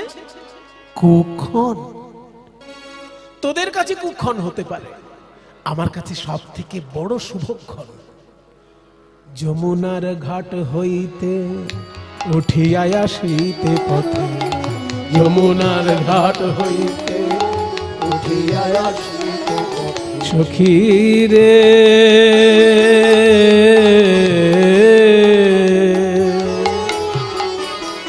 ওগো প্রাণ সখী, যমুনার ঘাট হইতে উঠিয়া আসিতে পথে, ছই কিবা অপরূপ তনু, ছই কিবা অপরূপ তনু, জ্ঞান দাসেতে কয় শুধুই সে সুধাময়, জ্ঞান দাসেতে কয় শুধুই সে সুধাময়, আর কিছু নয়, আর কিছু নয়, শুধুই সে সুধাময়।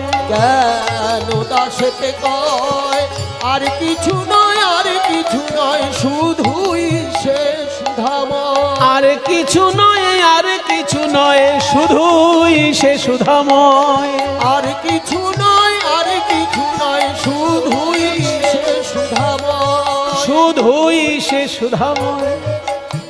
আসতে বাবা, দেখবেন সন্দেশ দিয়ে পুতুল বানানো হয়। ওই যে বিয়ে বাড়িতে যখন তত্ত্ব পাঠায় না, বিয়ে বাড়িতে তত্ত্ব পাঠায়, সাজিয়ে সাজিয়ে তত্ত্ব পাঠায়, তার মধ্যে সন্দেশের পুতুল বানানো হয়। তো সন্দেশের যখন পুতুল বানানো হয়, তার হাতটাও সন্দেশ, পাটাও সন্দেশ, মুখটাও সন্দেশ, সর্ব অঙ্গ তার সন্দেশ। তেমনি আমার গোবিন্দের শ্রী অঙ্গটা না শুধু অমৃত দিয়ে তৈরি। তার হাত, তার পা, তার মুখমণ্ডল, তার সর্ব অঙ্গ যেন শুধু অমৃত দিয়ে তৈরি। জ্ঞান দাসেতে কয় শুধুই সে সুধাময়, জ্ঞান দাসেতে কয় শুধুই সে সুধাময়, না না আর কিছু নয়, আর কিছু নয়, শুধুই সে সুধাময়, না না আর কিছু নয়, আর কিছু নয়, শুধুই সে সুধাময়, ওই গোকুলে নন্দের বালা কানু, গোকুলে নন্দের বালা কানু, ওই গোকুলে নন্দের বালা কানু, গোকুলে নন্দের বালা কানু। আগের গানটা যেমন তাল প্রধান ছিল, এই গানটায় তাল থাকলেও রাগ প্রধান। আমাদের বাংলার শাস্ত্রীয় সঙ্গীত বলে যদি কিছু থাকে সেটাই কীর্তন গান। এটা আমি জোর গলায় বলতে পারি, যদি কারোর খারাপ লাগে আমার করার কিছু নেই। কেউ যদি খুব ভালো খেয়াল গাইতে পারে, অনেক প্র্যাকটিস করেছে, গলায় নানা রকম কাজ দেখাচ্ছে, খুব ভালো, কিন্তু সে বাংলার শাস্ত্রীয় সঙ্গীত গাইছে কি? খেয়াল গান আপনি যত সুন্দরই গান, আপনি হয়তো লক্ষ লক্ষ টাকা ইনকাম করতে পারেন, সারা পৃথিবীতে নাম করতে পারেন, বাঙালি হয়ে খেয়াল গানে আপনার খুব ভালো নাম হতে পারে, কিন্তু আপনি নিজেকে প্রশ্ন করুন, আপনি বাংলার শাস্ত্রীয় সঙ্গীত গাইলেন কি? আপনি যতই ভালো খেয়াল গান করুন, আপনি কিন্তু বাংলার শাস্ত্রীয় সঙ্গীত গাইলেন না। খেয়াল বাংলায় উৎপন্ন হয়নি, খেয়াল অন্য কোথাও উৎপন্ন হয়েছে। বাংলায় তার বিকাশ হতে পারে, বাংলায় তার ঘরানা তৈরি হতে পারে, কিন্তু বাংলায় তার উৎপত্তি স্থান নয়। ঠিক তেমনি ধ্রুপদ খুব উচ্চ মানের সঙ্গীত হতে পারে, কিন্তু বাংলা তার উৎপত্তি স্থান নয়। বাংলার বিষ্ণুপুর একটা ঘরানা হতে পারে ধ্রুপদের, কিন্তু ধ্রুপদের উৎপত্তি স্থান বাংলা নয়। কিন্তু কীর্তন গানে যে রাগের উল্লেখ, কীর্তন গানে যে তালের উল্লেখ, বিশেষ করে বিলম্বিত তালে যখন কোনো গান গাওয়া হয় তাকে শাস্ত্রীয় সঙ্গীত বলতেই হবে। বিলম্বিত তাল সঠিক শিক্ষা ছাড়া গাওয়া যেতে পারেই না। পৃথিবীতে যত লোকসঙ্গীত আছে কোথাও বিলম্বিত তালে লোকসঙ্গীত হয় না, কারণ সাধারণ মানুষ লোকসঙ্গীত গায়, আর সাধারণ মানুষ সঙ্গীতের বিজ্ঞান না জানা থাকলে সে বিলম্বিত তাল গাইতেই পারবে না। তাই কীর্তনে যেহেতু বিলম্বিত তাল আছে, কীর্তনে যেহেতু রাগের প্রয়োগ আছে, কীর্তনের কাঠামো যেহেতু বাংলার নিজস্ব কাঠামো, তাই বাংলায় যদি কোনো শাস্ত্রীয় সঙ্গীত থাকে সেটা একমাত্র কীর্তন গান। কেউ যদি বাংলার শাস্ত্রীয় সঙ্গীত গাইব মনে করে, তাকে কীর্তন গানই গাইতে হবে, কারণ কীর্তন গান একমাত্র বাংলার নিজস্ব শাস্ত্রীয় সঙ্গীত। একটু আগে গৌরচন্দ্রিকায় আমরা তার তালের রূপটা দেখলাম, আর কৃষ্ণলীলার পদে আমরা রাগের রূপটা কেমন হয়। ভৈরবীর সব পর্দা লাগছে, অথচ ভৈরবী রাগ নয়, বাংলার প্রকৃতির গৌরী রাগের গান হলো। এইবার আমি একটা দুর্লভ গান গাইব, গিয়ে আমার অংশ আমি বিশ্রাম দেব। একটা অপ্রচলিত গান আমি গাইব, কথা কই দাসপেরি তাল, কিন্তু শোনা নয়, এই গানটা সাধারণত শোনা যায় না, দুর্লভ একটি গান। দাসপেরি বাজাও। কথা আমার গোবিন্দ রূপের কথা, কথা কইতে কইতে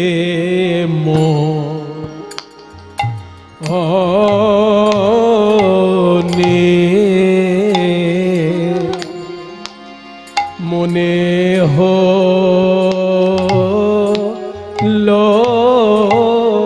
গো আমার বধূর মুখ খানি,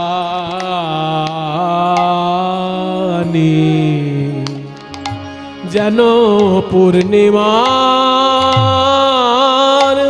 শশী শশীরে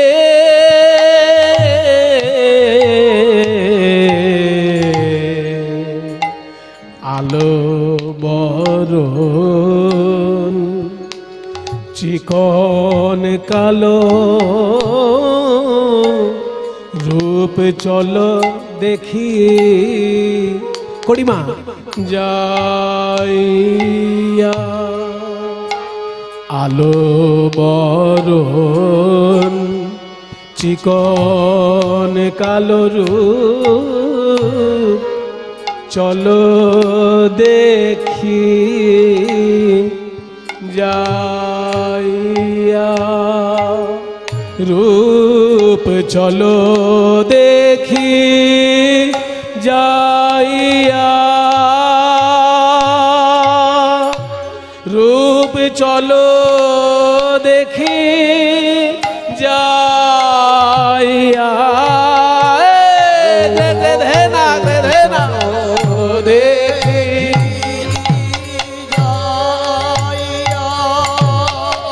ওই রূপার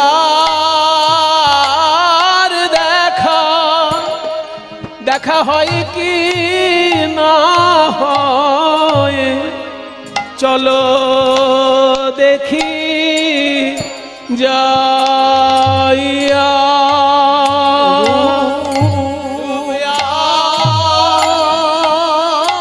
দেখা হয় কি না হয়। আমাদের গৃহ কাজ তো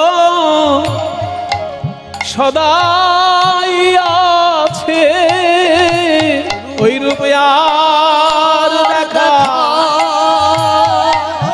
হয় বা না হয়। আমাদের গৃহ কাজ তো সদাই আছে, ওই রূপে আর দেখা হয় কি না হয়। আমাদের গৃহ কাজ তো সদাই আছে, আর দেখা হয় কি না হয়। আমাদের গৃহ সদাই আছে, আর দেখা হয় কি না। আমাদের গৃহ কর্ম সদাই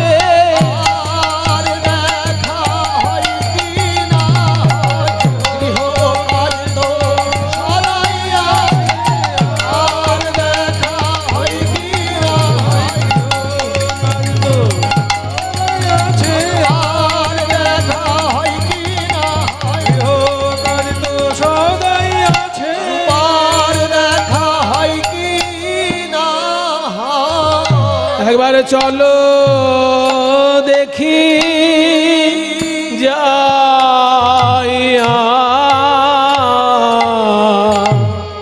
আমার বিকাইব তনু মন ওই চাঁদ মুখ চাইয়া আমি জন্মের মতো বিকাইব। এই গানটি আমায় শিখিয়েছেন দ্বিজেন দে মহাশয়। এইসব দুর্লভ গান যদি শিখতে না পারতাম বাবা, তাহলে আমার নর জন্ম হয়তো বৃথা জন্ম হতো। আপনাদের আশীর্বাদে এই গানগুলো শিখতে পেরেছিলাম বলে আমার মাঝে মাঝে খুব মনে হয় যে আবার যদি কখনো মনুষ্যকুলে জন্ম দাও ভগবান, জানি না এমন কোনো পুণ্য করেছি কিনা আবার মনুষ্যকুলে জন্ম পাবো কিনা, কিন্তু আবার যদি জন্ম পাই, যেসব গুরু পেয়েছি যেন সেই গুরুদের দেখা পাই। তা না হলে কিন্তু আমাকে আর জন্ম দিও না। যে গুরুগণের কৃপা পেয়েছি তাদের যেন জন্মে জন্মে তাদের সঙ্গে আমার সাক্ষাৎ করিও। তা না হলে এই নরজন্ম বৃথা জন্ম। সরস্বতী পিসি, আপনার চরণেও আমি ভুলুণ্ঠিত প্রণাম জানাই। এই তনু মন বিকাইব হে গোবিন্দ তোমার হলাম বলে। এই তনু মন বিকাইব ও হে গোবিন্দ তোমার হলাম বলে। আমায় দাসী করে রেখো পায়ে ও হে গোবিন্দ তোমার হলাম বলে। আমায় দাসী করে রেখো পায়ে ও হে প্রাণ গোবিন্দ তোমার হলাম বলে। আমার তনু মন বিকাইব। এইভাবে সখীসনের রূপের কথা কইতেছিল বসি, হেন কালে কুঞ্জ বনে বাজলো শ্যামের বাঁশি। কোন কুঞ্জে সই। আর একটা পুরনো গান মনে পড়েছে, একটু গাইবো? 2-4 মিনিট হবে? সময় হবে? 2-4 মিনিট। আর একটা পুরনো গান একটু মনে পড়েছে, ওই দ্বিজেন বাবুরই শেখানো আর তালের গান। আর কোন কুঞ্জে সই। বসো। আড়তালের গান, বড়োয়ারের গান। বসো বসো। বাজে ওই মুরলি,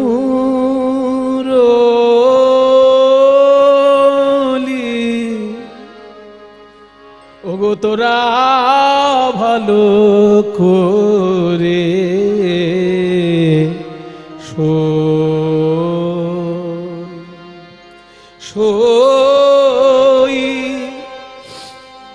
বাঁশি তোদের বাজে কানের কাছে, আর আমার বাজে প্রাণে প্রাণের মাঝে। ওরে তোদের বাজে কানের কাছে, আর আমার বাজে প্রাণে মাঝে। তোদের বাজে কানের কাছে, ওগো তোরা ভালো করে শোই। এরপরের অংশ, ওগো শ্রবণ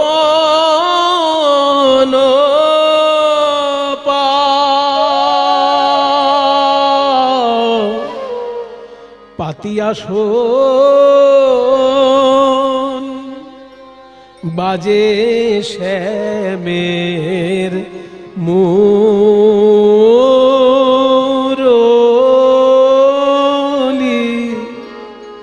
ওগো শ্রবণ বাজে রাধে রাধে রাধে,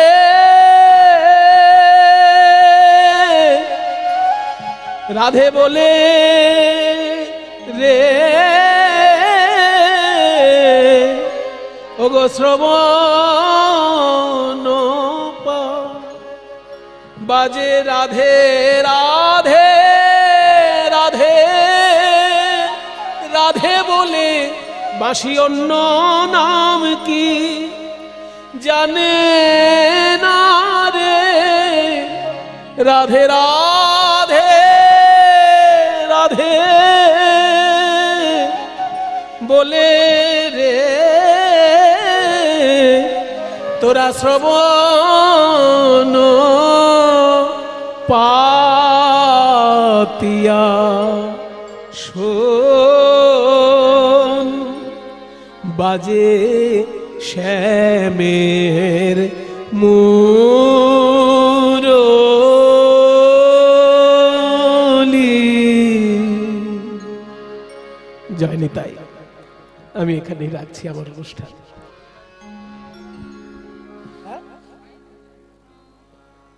ডাক্তারবাবু এখানেই রাখি। মিলনের দু একটা লাইন বলে দিই। সখী সনে রূপের কথা কইতেছিল বসি, হেন কালে কুঞ্জ মাঝে বাজলো শ্যামের বাঁশি। বলে আর না বাজিও বাঁশি করি অহংকার, সর্পদংশিল যেন হৃদয়ে আমার। এইভাবে রাধারানী আবেশে সখীর অঙ্গে অঙ্গ হেলাইয়া বৃন্দাবনে প্রবেশিল শ্যাম জয় দিয়া। দোহাকারে মিলল, দোহাকারে মিলল, রসের মঞ্জরি দোহাকারে মিলল, রসের মঞ্জরি জ্ঞান দাস মাগে রাঙা চরণ মাধুরী। জ্ঞান দাস মাগে রাঙা চরণ মাধুরী। আমার রাধা শ্যামের মিলন হলো, রাধা শ্যামের মিলন হলো। এবার বদন ভরে হরি বলো, প্রেমানন্দে বাহু তুলে বদন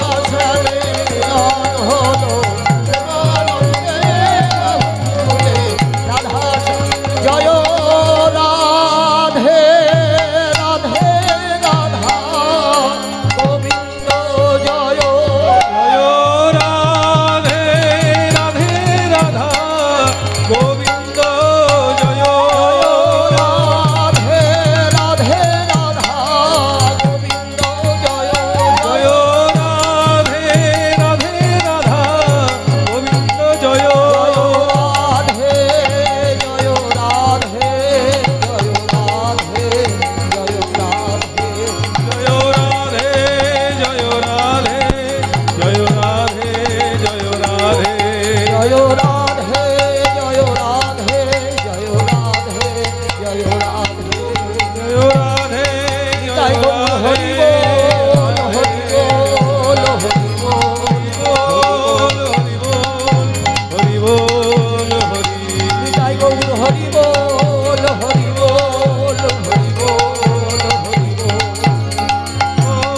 হরি বল হরি বল হরি বল।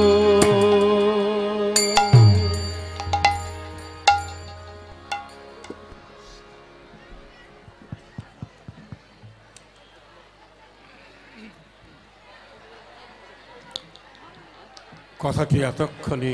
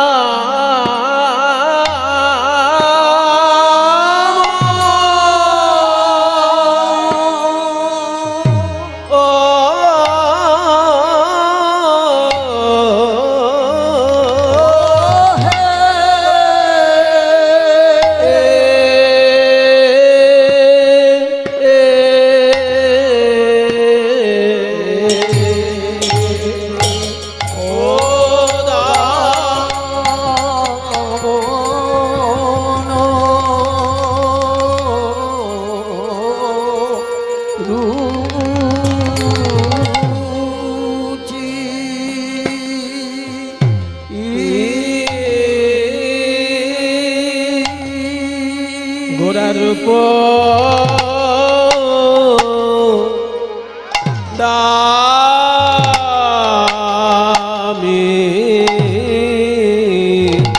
নে দা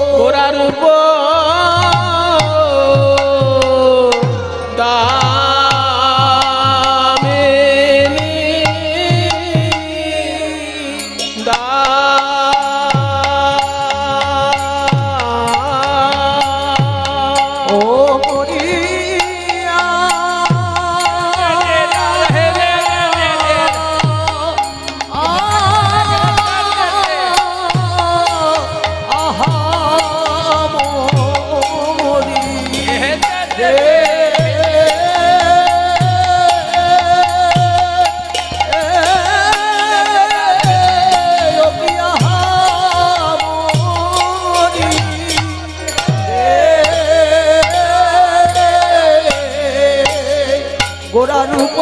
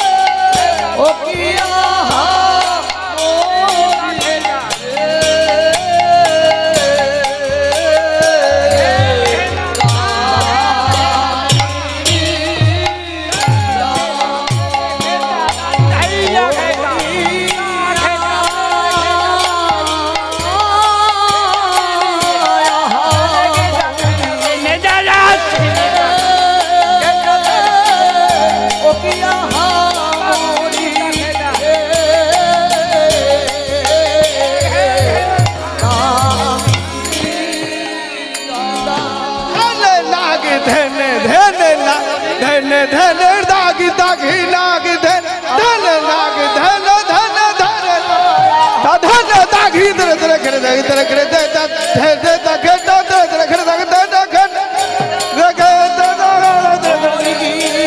दागी ले दाग दागी धन दागी लाग जा दागी लाग जा अगन तागन तागन तागन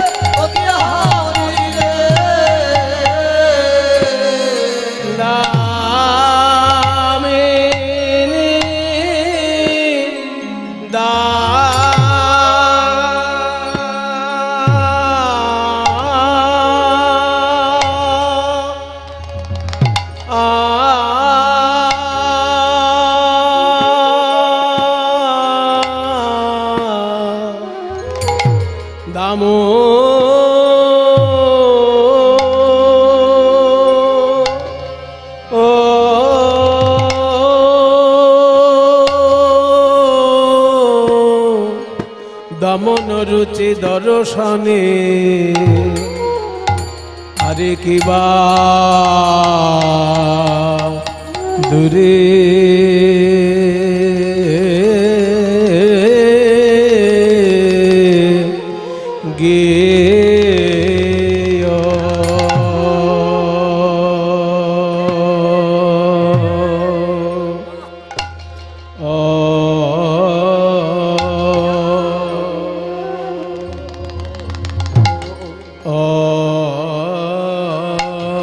দ্বিতীয় অংশ জ্যোৎসমের প্রথম অংশ দামিনী দাম দমন রুচি দর্শনে, আর দ্বিতীয় অংশ হলো দূরে গিয়েও দরপকি। দরপ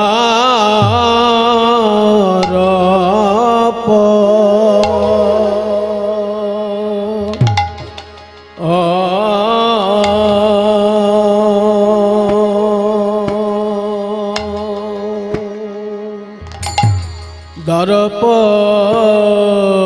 কি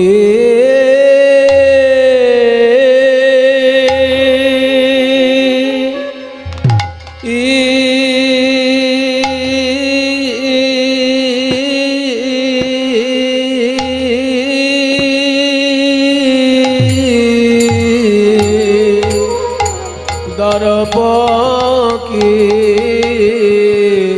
দা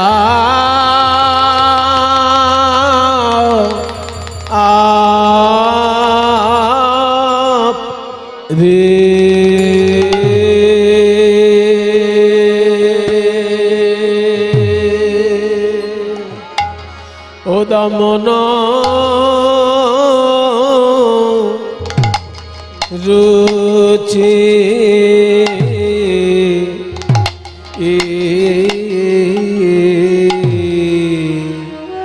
দর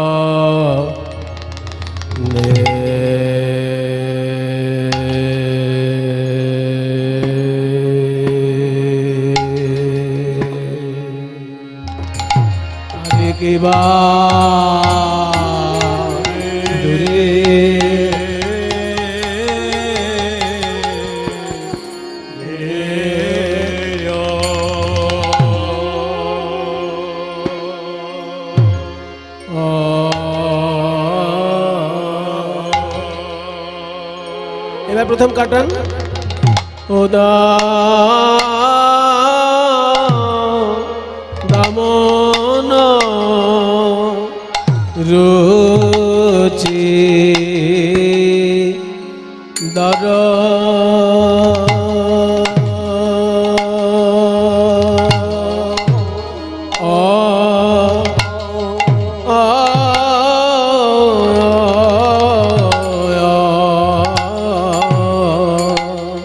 দর্শনে রে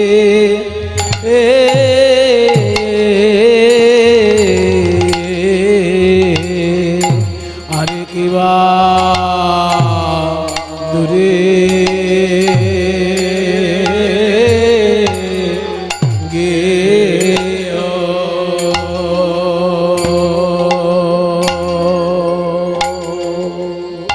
ওদা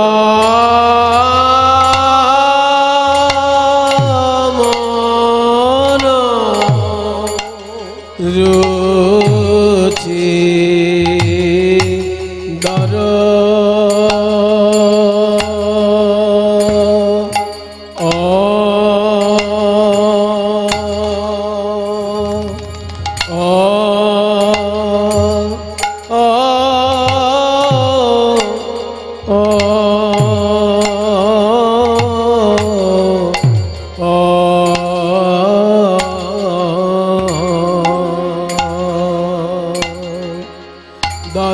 দর্শনে রে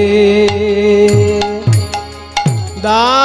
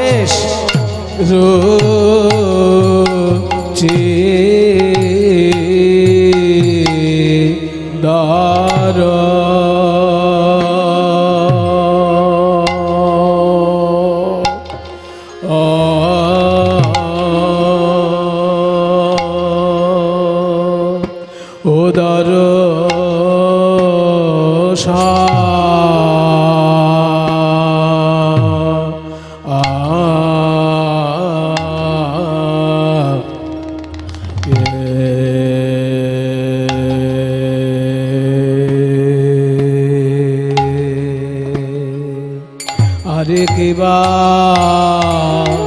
দূরে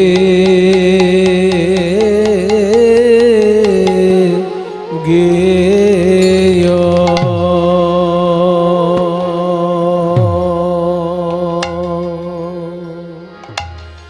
দা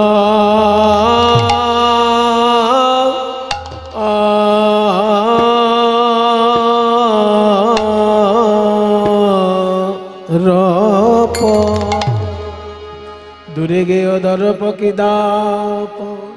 জয় নিতাই। উপস্থিত সকল গৌর গোবিন্দ অনুরাগী ভক্তবৃন্দ, সবার শ্রীচরণে আমার কোটি কোটি দণ্ডবত প্রণাম। আজ এই কীর্তন সম্মেলনে আজকে আমার পরম সৌভাগ্য যে আমি এখানে আসতে পেরেছি। ভারত সরকারের সহযোগিতায়, পূর্বাঞ্চল সংস্কৃতি কেন্দ্রের সহযোগিতায় এবং এইখানকার বিশিষ্ট চিকিৎসক মহাশয়, কীর্তন অনুরাগী সুধী প্রবর শ্রী বাসুদেব মণ্ডল মহাশয়ের পরিচালনায়, গ্রামবাসী সকলের সহযোগিতায় এবং স্থানীয় সকল মানুষের সকলের দিক থেকে সকল প্রচেষ্টার ফসলে এই যে এত বড় একটা কীর্তন সম্মেলন আপনারা করছেন,